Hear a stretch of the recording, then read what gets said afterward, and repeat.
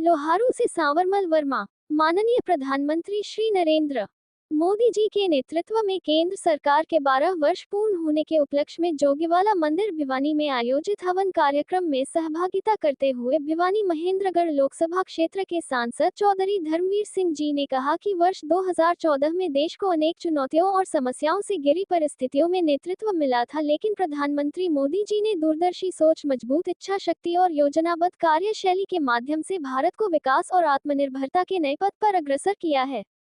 उन्होंने कहा कि पिछले 12 वर्षों में प्रधानमंत्री मोदी जी ने जन कल्याण और विकास को सर्वोच्च प्राथमिकता देते हुए देश की तस्वीर और तकदीर बदलने का कार्य किया है।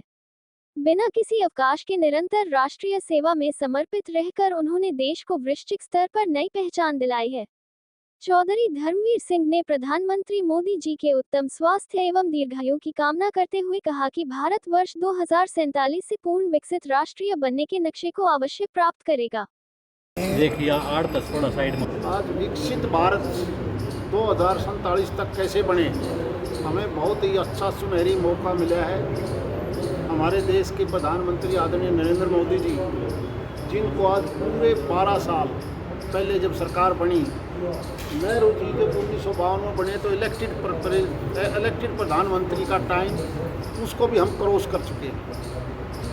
एक ऐसा अव्यवस्थित भारत मोदी जी को मिला, कितनी समस्याएं थी, और इन 12 साल के अंदर हम आज ये प्रार्थना करने आए हैं कि यही नेतृत्व, माननीय मोदी जी के नेतृत्व में उनकी दीर्घायु हो, लंबी उम्र हो, ताकि ये देश 2047 से पहले विकसित भारत बन जाए।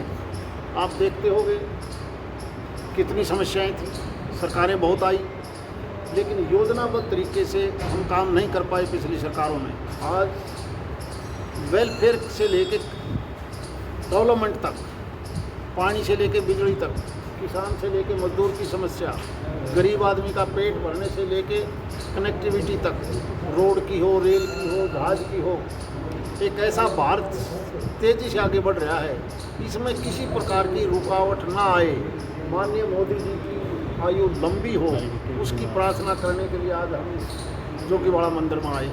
तो भी जब यहाँ से चंडीगढ़ दिल्ली जाता है तो पहले जाता था, उससे तीसरा हिस्सा टाइम में जाता है। आज तो भी 5 किलो अनाज ले सारे 80 करोड़ आदमी ले रहे हैं। कोई घर ऐसा नहीं बच रहा जहाँ वेलफेयर के नाम पर केंद्र या प्रांत की सरकार से पैसा ना मिलता हो। आज कोई ऐसा सेक्टर नहीं, हेल्थ हो, एजुकेशन हो, आज ऐसे गरीब परिवार आयुष्मान के नाम पर जिनका जीना मुश्किल था, उनको भी फ्री इलाज मिलता है। कितनी बड़ी संख्या में, कितना बड़ा पैसा, आप हैरान रह जाओगे। जिस किसान के बारे में किसी ने नहीं सोची, सम्मान निधि हर साल 6000 रुपया, कितना पैसा, लाखों करोड़ रुपया केंद्र सरकार आपके बजट में से देती है। ऐसा कोई सेक्टर नहीं जिसमें हमने आगे तेज़ी से ना बढ़े हों।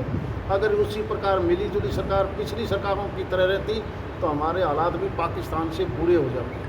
आज हमें खुशी है इस बात की कि नरेंद्र मोदी जी के नेतृत्व में ये देश बहुत तेज़ी से आगे बढ़ रहा है।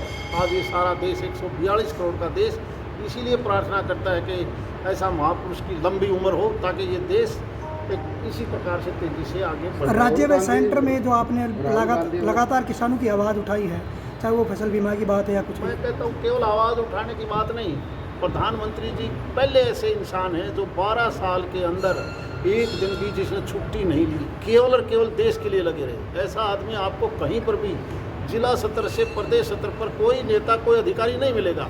ये एक ऐसे शख्स हैं जो बगैर रुके, बगैर थके, सर्दी हो गर्मी हो, बगैर छुट्टी लिए काम कर रहे हैं। ऐसा इंसान मुझे लगता है दोबारा क्या आपको किसी को नहीं मिलेगा। मंदी आएगी कि राहुल किसी राहुल, आजकल तो राहुल का नाम सुनना कोई पसंद नहीं कर रहा। अब वो क्या कह रहा है उसका, मेरे आप लोगों ने भी कोई ज़्यादा, मीडिया ने भी ध्यान नहीं देना चाहिए। वो पता नहीं कब क्या कह दे।